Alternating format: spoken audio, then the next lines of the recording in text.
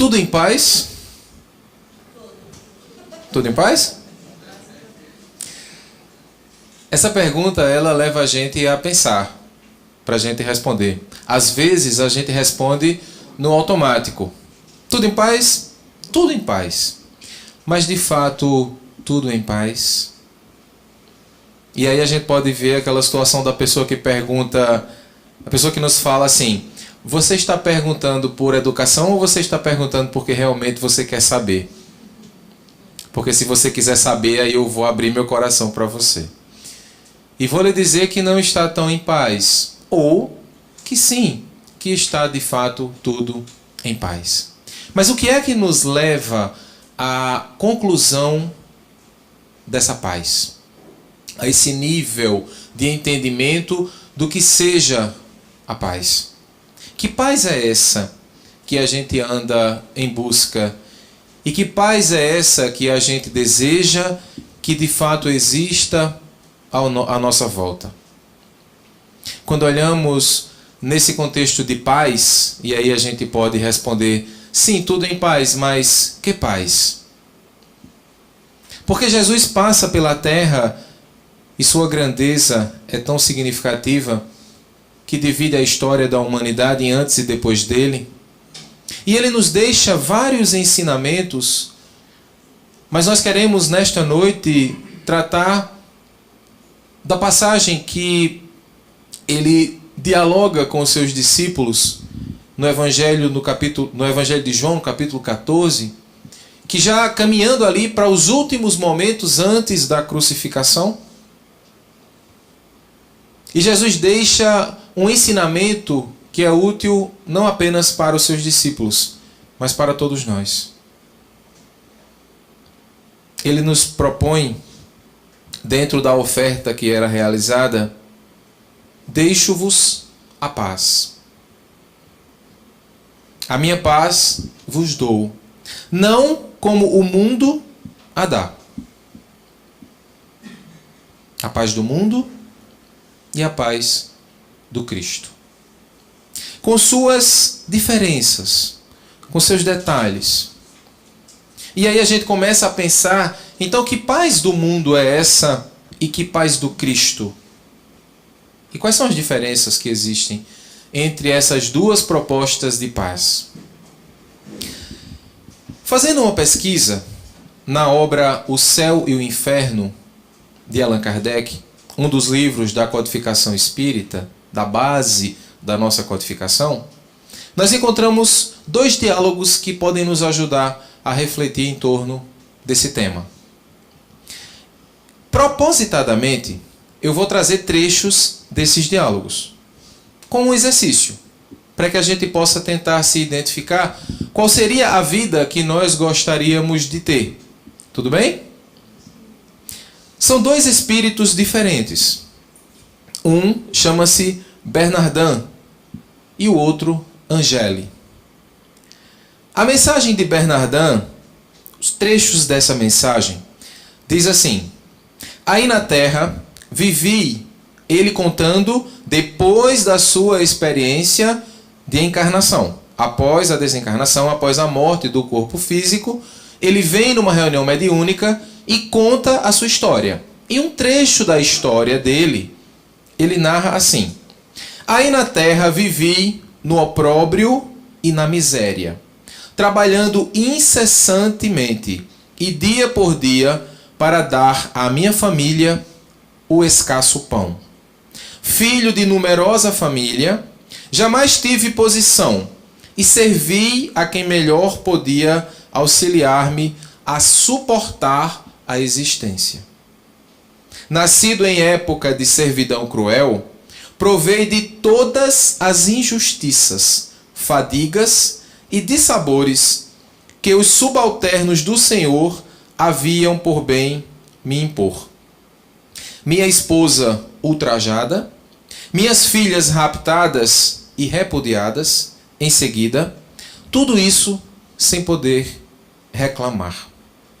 Meus filhos, esses levavam-nos às guerras de pilhagem e de crimes, para os enforcarem depois por faltas não cometidas.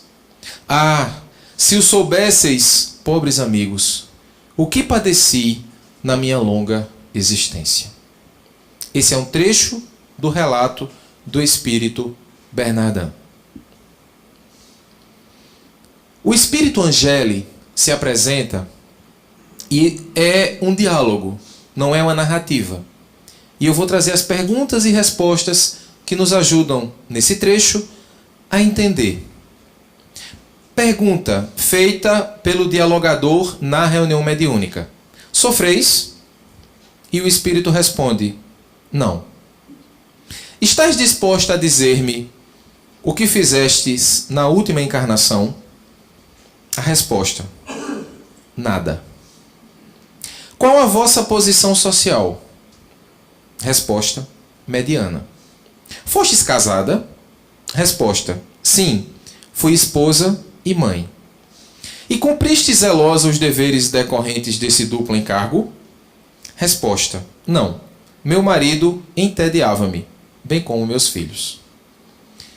E de que modo preenchestes a existência? Resposta, divertindo-me em solteira e enfadando-me como mulher. Quais eram as vossas ocupações? Nenhuma. E quem cuidava da vossa casa? A criada. Se nós fizermos uma análise bem honesta, qual a vida que nós gostaríamos de viver diante dessas duas propostas? A primeira ou a segunda? Cruel, é? Mas foi de propósito, né? Essa mensagem, ela leva a gente à primeira pergunta que eu fiz quando saudei vocês. Que pergunta foi? Tudo em paz? O que é a paz? E em que circunstâncias essa paz se manifesta? Vamos refletir. Para que a minha vida possa estar em paz, o que é preciso? Para que eu responda com honestidade. É preciso que eu tenha que circunstâncias acontecendo em torno da minha vida? Quais são as situações que precisam existir?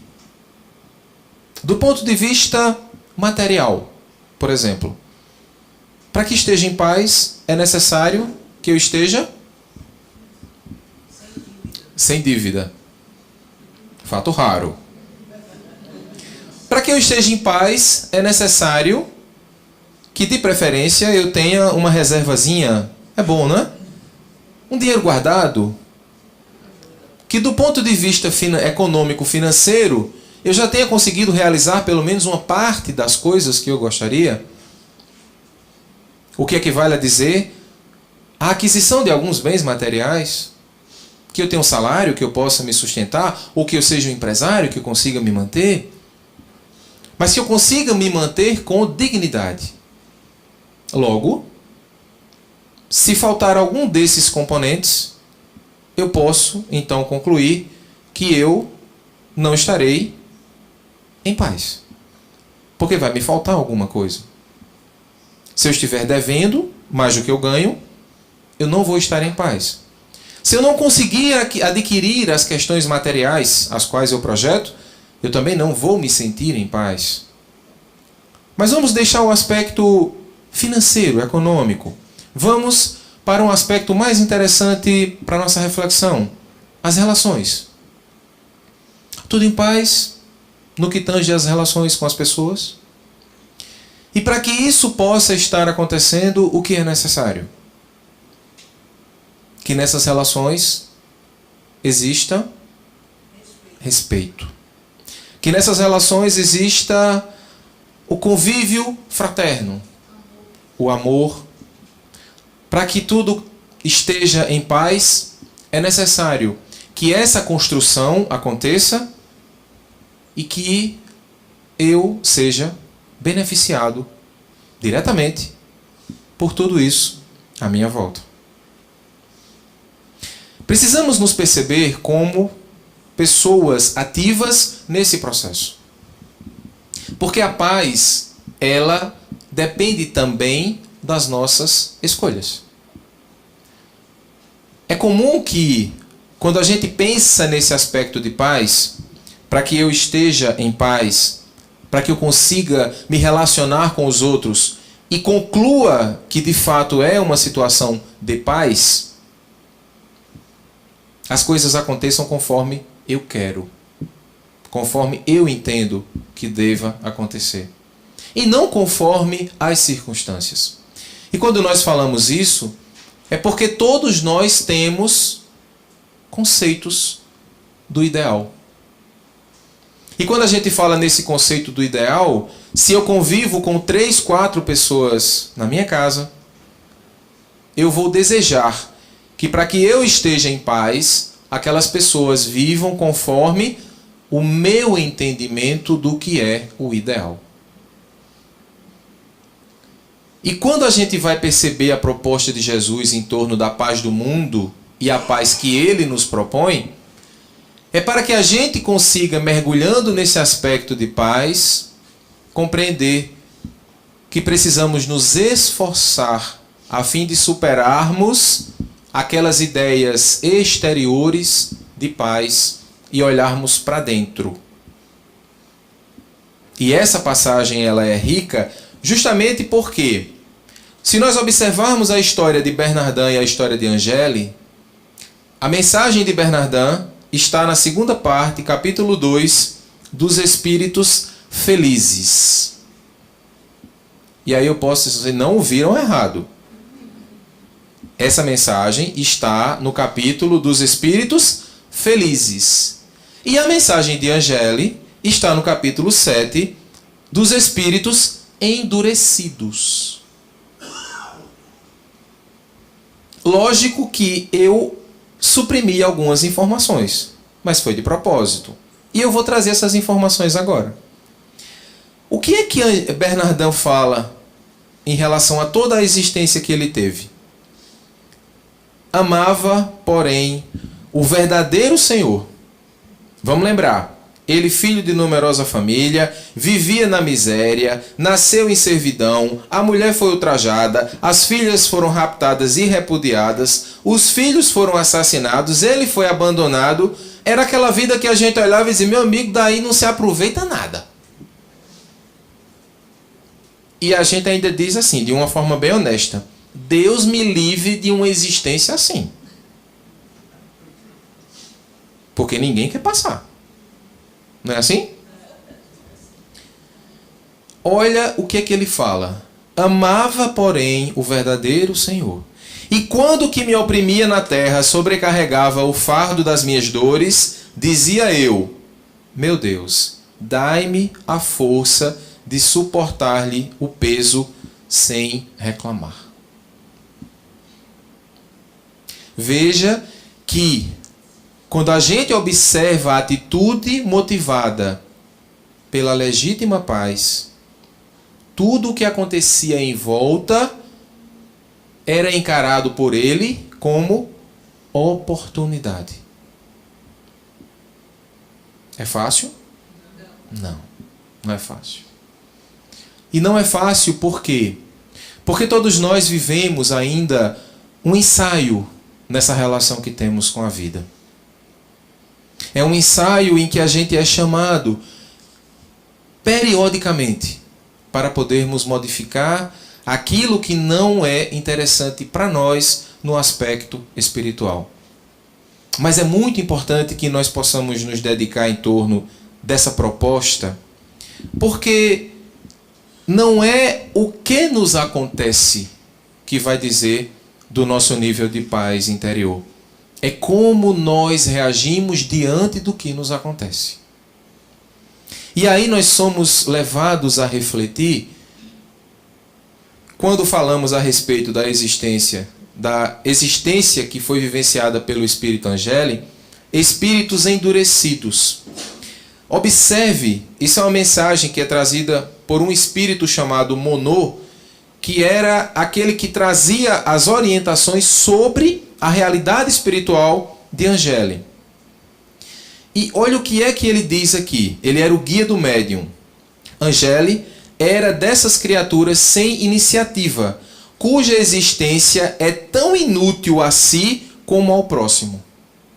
Amava apenas o prazer, incapaz de procurar no estudo, no cumprimento dos deveres domésticos e sociais, as únicas satisfações do coração.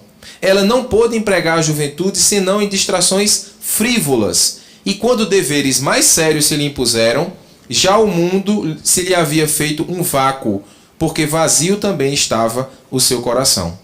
Sem faltas graves, mas também sem méritos. Observe que nós vamos entender se esses dois espíritos despertam para a realidade e se encontram no plano espiritual lúcidos, eles vão pedir para reencarnar. E é o que muitas das vezes a gente não entende. Porque a gente pede para reencarnar e os espíritos dizem que a fila está grande. Eu não sei se vocês perceberam, mas ultimamente o que tem nascido de gêmeos, trigêmeos, é uma festa. E por que é que está acontecendo isso? Porque antigamente, aqui quem tem um pouquinho mais de idade sabe do que eu estou falando, as famílias elas tinham uma quantidade um pouquinho maior de filhos, não era? Era tipo assim, né, Eva? 12, 13, né? Aí hoje eu tenho lá em casa 2 filhas, aí um olha para a outra e diz, e tu? Eu disse, não, talvez um, né? E você diz, não, eu não quero nessa existência. E eu fico só olhando e digo, rapaz, vocês tenham cuidado, né? Olha a programação espiritual. Porque existe uma programação espiritual. Nós pedimos para viver as experiências.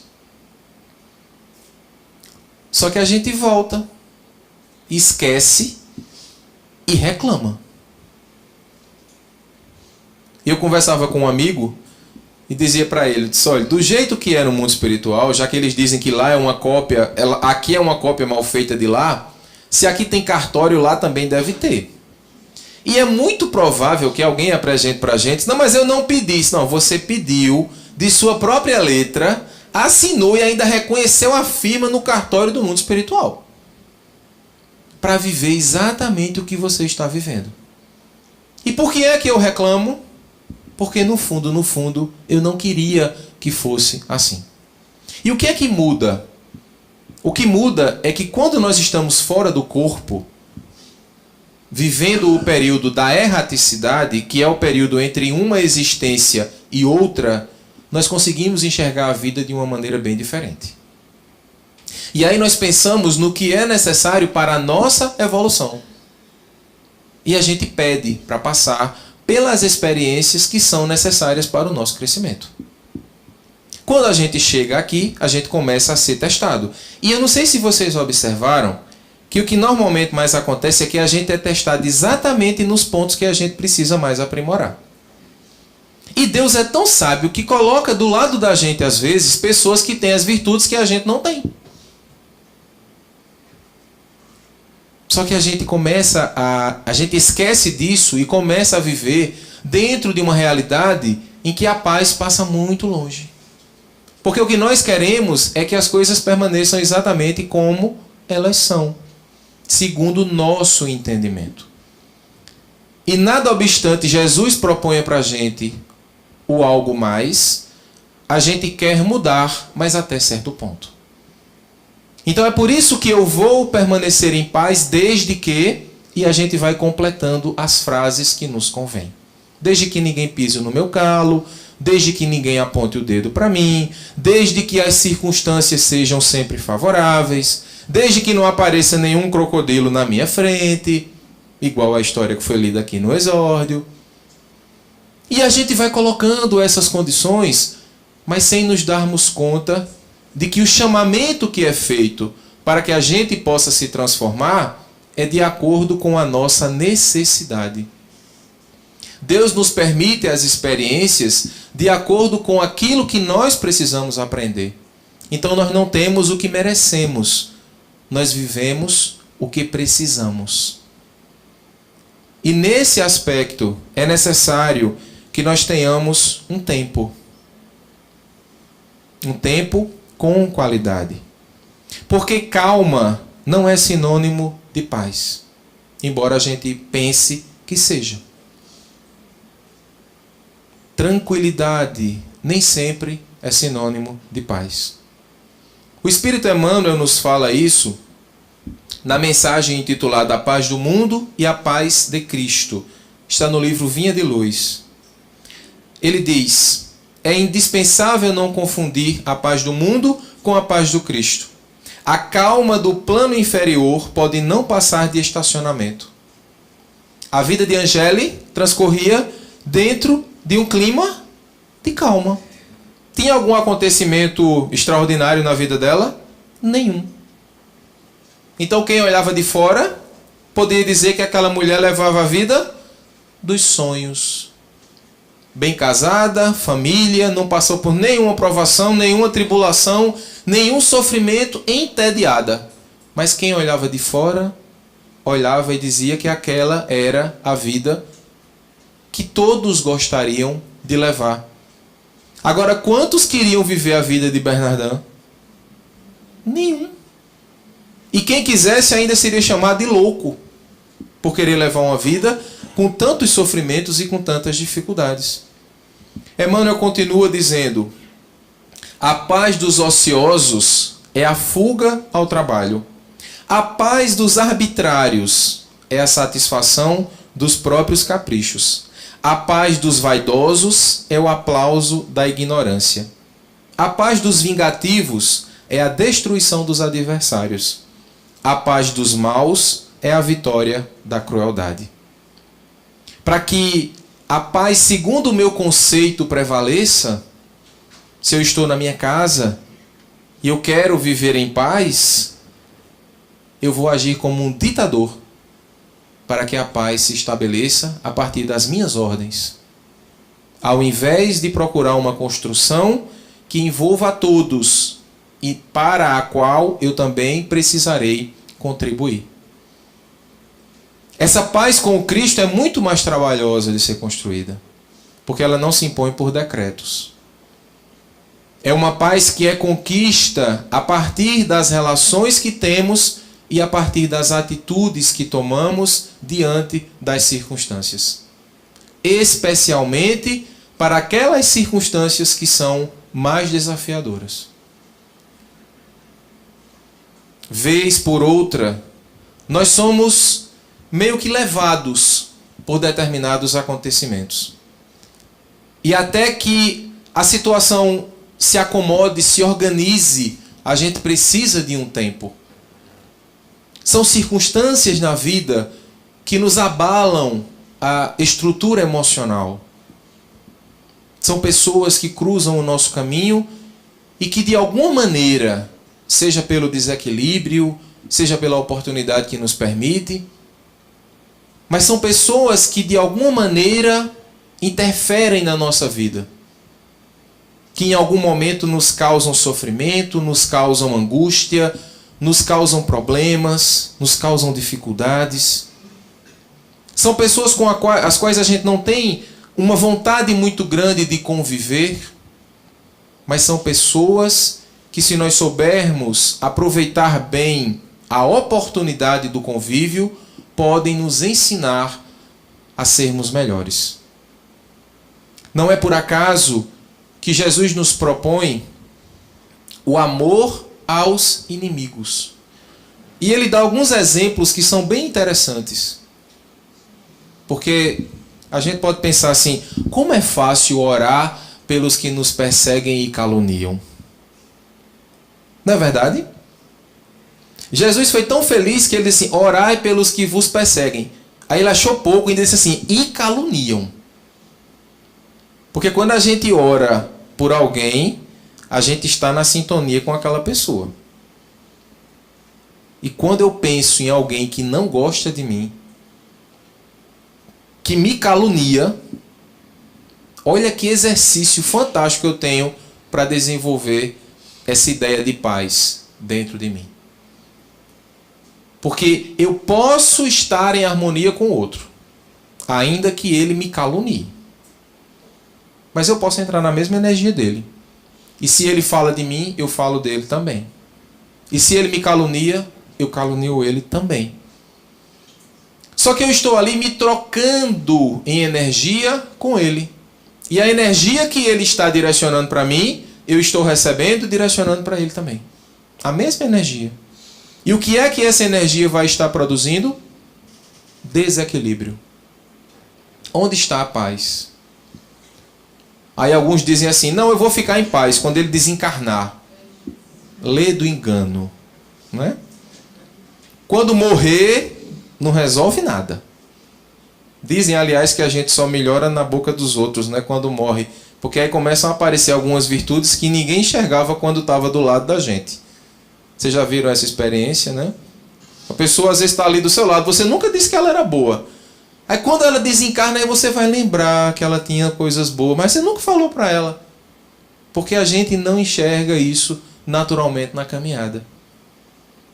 Termos inimigos, desafetos, é normal? É normal. Porque ninguém é obrigado a pensar como a gente pensa. Agora, o que fazer nessas relações aí é conosco. Porque eu tenho a oportunidade de conviver com o outro e nesse convívio eu vou poder perceber até onde eu estou avançando dentro de mim. E o processo é dentro, não é fora. Essa paz de fora, o dinheiro compra. Mas é uma paz passageira. É a paz de quem compra alguma coisa porque deseja e quando compra tem aquela sensação. Mas é uma sensação extremamente fugidia que passa logo. E o mundo está muito interessado que a gente sinta cada vez mais essa paz.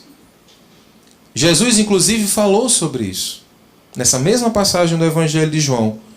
Quando ele diz, deixo-vos a minha paz vos dou, não como o mundo a dá. Já não falarei muitas coisas convosco, porque vem o príncipe do mundo e em mim ele não tem nada. E eu chamo a atenção de vocês aqui para um aspecto na comunicação sobre Angeli que o Espírito coloca, quando ele diz assim, já o mundo se lhe havia feito um vácuo, porque vazio também estava o seu coração. E aí a gente pode perguntar, que príncipe do mundo é esse? São os interesses que existem à nossa volta, que nos chamam a atenção, distraindo-nos daquilo que é mais importante. Vamos fazer um exemplo? Bem simples.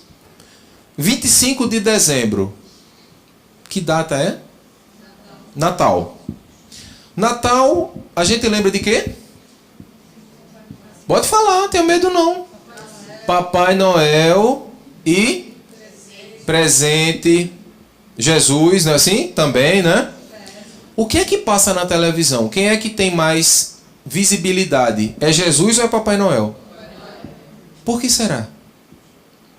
Que interesse é esse que tem por trás? Quando a gente fala em Papai Noel, a gente lembra de quê? Comércio. Presente, troca. E quando a gente fala em Jesus, a gente lembra de quê? Quando a gente fala em Papai Noel, a gente lembra de fora. Quando a gente fala em Jesus, a gente lembra para dentro. Qual é o interesse da sociedade?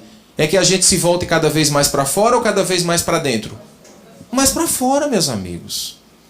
Porque quanto mais eu tiver voltado para fora, mais eu vou consumir. Quanto mais eu tiver voltado para fora, mais desequilíbrio eu vou estar produzindo em torno dos meus passos. E quanto mais eu me volto para dentro, mais eu começo a chegar perto de fato de quem eu sou. Mais eu começo a experimentar as sensações de paz que eu preciso ter na minha existência. Sócrates, o filósofo, dizem que caminhava pelo mercado de Atenas e passava de banca em banca. E as pessoas chegavam e perguntavam, Sócrates, o que é que você está fazendo aqui?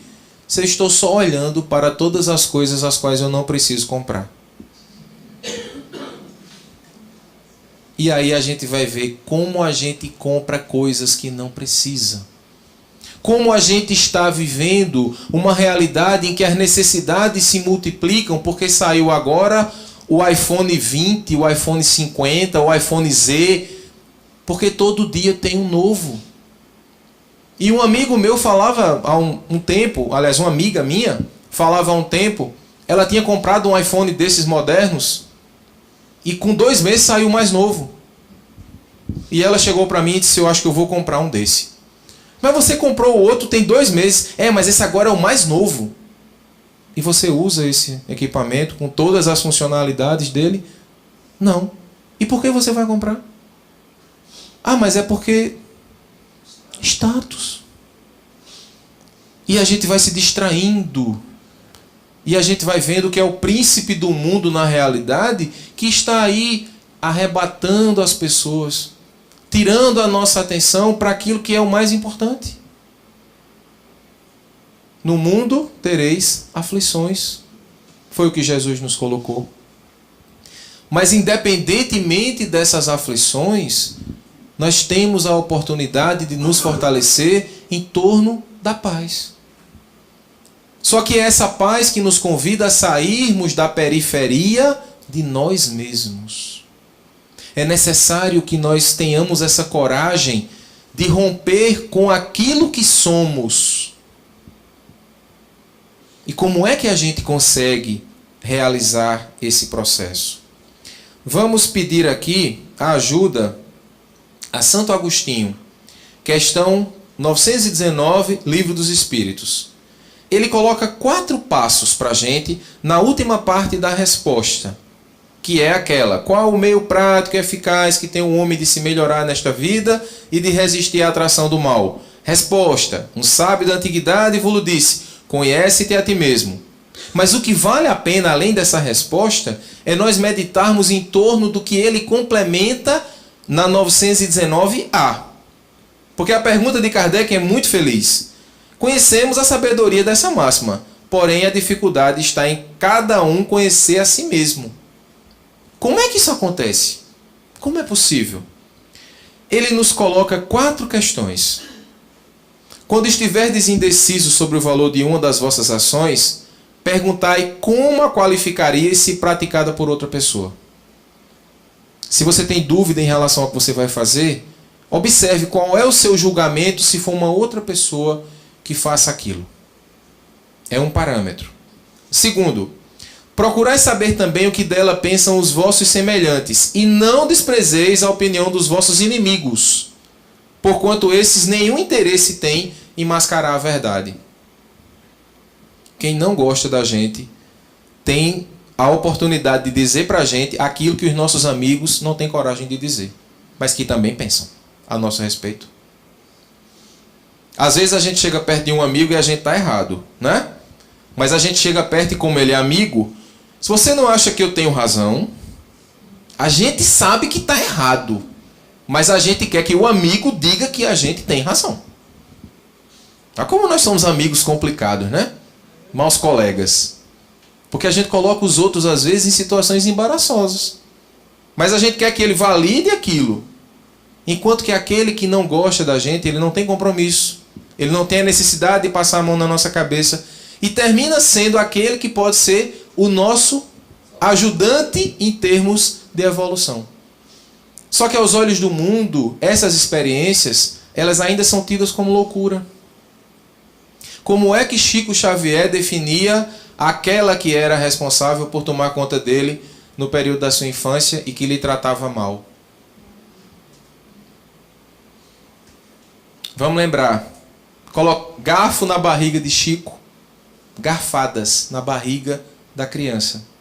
Chico lambeu a ferida do filho dela, porque disseram que era uma simpatia, que se uma criança lambesse a ferida, a outra ficava boa. E não foi só uma vez, não. E o tempo passa e Chico vai se referir a ela como uma benfeitora. E aí a gente olha e diz, só Chico Xavier mesmo para dizer um negócio desse. Só que quando o tempo passa, e felizes seremos nós, se conseguirmos identificar esses benfeitores em nosso caminho. Fácil não é, mas é possível. E é possível quando a gente se dispõe a entender que não são nossos inimigos, são pessoas necessitadas assim como nós, que também têm as suas limitações, assim como nós. que também tem suas dificuldades, assim como nós, que também tem as suas incoerências, assim como nós. O problema existe quando eu me permito sair do equilíbrio e passar a vibrar negativamente na relação com o outro. Porque aí, de fato, eu estarei perdendo aquilo que eu trago como proposta de paz. É possível superar-me com toda certeza.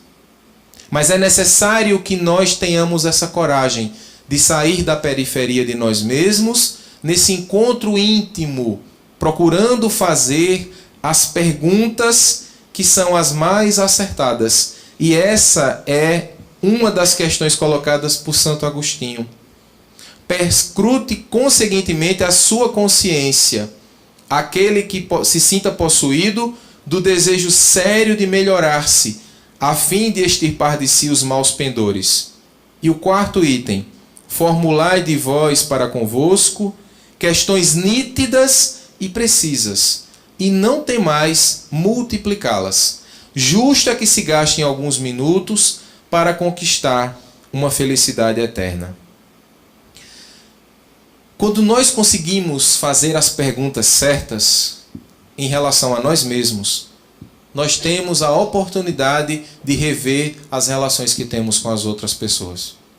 E quando nós nos permitimos nos aproximar mais dessa proposta do Cristo, de uma paz que de fato seja íntima, e a gente consegue de verdade orar por alguém que a gente entende que está nos prejudicando, a gente tira, entre aspas, um peso de 150 quilos de cada ombro.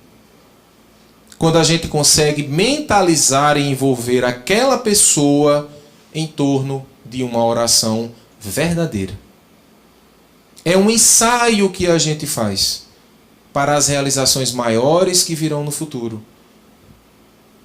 Mas é uma beleza poder viver essa sensação de fato nós conseguirmos orar pelas pessoas com quem a gente não se relaciona bem, porque nós estamos inclusive palmilhando a nossa estrada para o futuro. Quantas relações temos hoje, meus irmãos, por questões mal resolvidas do passado, por atitudes infelizes?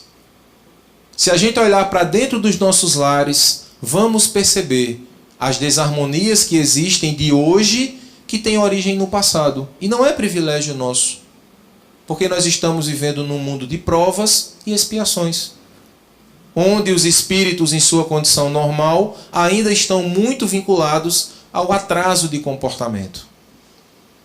Mas se nós temos a oportunidade de colher hoje, e na colheita a gente não pode selecionar, porque a colheita é necessária, nós temos a oportunidade do plantio. E essa oportunidade do plantio, sim, é nossa. Ela está na nossa mão. E nós é que vamos escolher o que queremos encaminhar com esses mesmos espíritos, olhando para o futuro. Daí, portanto, caminhando para a finalização da nossa fala, vamos trazer uma reflexão de Allan Kardec na questão 257 do Livro dos Espíritos, quando ele vai dizer assim: os sofrimentos deste mundo independem, algumas vezes, de nós. Muito mais vezes, contudo, são devidos à nossa vontade. Os sofrimentos por que passa são sempre a consequência da maneira por que viveu na terra. E tem uma frase fantástica aqui nesse texto, em que ele diz assim: dome suas paixões animais, não alimente ódio, nem inveja, nem ciúme, nem orgulho. Não se deixe dominar pelo egoísmo. Purifique-se nutrindo bons sentimentos. Pratique o bem. Não ligue às coisas deste mundo importância que não merecem. Se nós refletirmos em torno deste ensinamento, de não ligarmos às coisas deste mundo, de não valorizarmos demais as coisas transitórias que nós temos aqui, vamos entender, inclusive, que as relações são transitórias. As questões materiais, todas elas são transitórias. A condição de vida de cada um é transitória. O que é permanente é a nossa relação com o nosso mundo interior. É essa vontade, esse desejo que nós precisamos buscar em torno dessa construção de paz, que é um compromisso inadiável que nós precisamos fortalecer a cada dia. Porque é dessa forma que iremos transitar pela vida, recebendo as adversidades, os obstáculos, os sofrimentos, os problemas, as dores, as doenças, as angústias. Mas se nós nos fortalecermos de forma legítima, haveremos de ultrapassar e, melhor, sairemos dessas experiências fortalecidos. E como é bom quando nós conseguimos viver algo novo em nossas vidas. Como é bom quando a gente consegue legitimar um sentimento na relação que temos conosco. Como é bom podermos olhar para trás e nos alegrarmos, porque estamos conseguindo superar as nossas limitações. É a misericórdia de Deus que está ali agindo em nosso benefício. Mas, acima de tudo, é podermos reconhecer com felicidade que estamos crescendo, despertando para uma nova realidade de vida, da qual nós somos muito mais responsáveis do que achávamos até então que éramos. E o Espírito Emmanuel encerra essa nossa fala trazendo uma mensagem na revista Reformador de 1959, Jesus e Dificuldade. E ele diz assim: não procures fugir à luta que te afere o valor. Aceita o desafio da senda como quem se reconhece chamado a batalhar pela vitória do bem, com a obrigação permanente de extinguir o mal em nós mesmos. E ainda, meus irmãos, que eventualmente a gente esteja sozinho na caminhada, ainda que ninguém queira nos acompanhar, ainda que todos os obstáculos se apresentem e que nós estejamos já quase que no fim das nossas forças, ainda que a gente esteja já quase na desesperança, renovemos a nossa crença, porque nós não estamos sozinhos. E ainda que estivéssemos, que possamos cumprir com o nosso papel na relação que temos com a vida e na relação que temos com Deus. Somos agentes de transformação onde nos encontramos. Somos semeadores, somos aqueles que permitem uma nova realidade a partir da nossa própria condição de escolhas que temos na vida. Porque, como diz o poeta Luiz Oswaldo Santiago, numa mensagem muito interessante chamada Vanguarda, quem vai na frente não tem caminhos. Cai no buraco, pisa no espinho. Pés machucados, olhar dolente, mãos calejadas, quem vai na frente. Quem vai na frente não tem estrada, em plena mata abre picada. Cavando a terra, joga a semente, não colhe flores, quem vai na frente. Quem vai na frente não tem asfalto, não tem conforto, só sobressalto. Planta e não colhe, luta e não vence, sofre e não canta, quem vai na frente. Mas abre estradas, planta caminhos, buracos tapa, arranca espinhos e deixa as flores, quem sempre faz feliz e alegre quem vem atrás. Muita paz a todos, que Deus nos abençoe.